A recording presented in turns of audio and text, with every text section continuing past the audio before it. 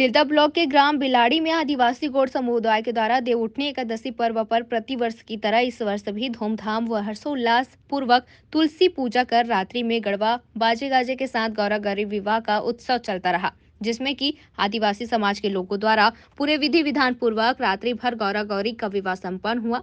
उसके अलावा सुबह सुबह के समय गौरा चौक में गौरा गौरी का उल्लास पूर्वक आदिवासी समुदाय के महिलाओं व पुरुषों व युवाओं द्वारा अपने इष्ट देव गौरा गौरी की स्थापना की गई। ग्राम बिलाड़ी में भक्ति का माहौल बना हुआ था। गढ़वा गाजे बाजे के साथ समुदाय के सदस्यों द्वारा पूरे विधि विधान पूर्वक नाचते झूमते गौरा गौरी की जय जयकार बोलते हुए आदिवासी समुदाय के लोगों द्वारा गांव के मुख्य मुख्य मार्गों में भ्रमण किया।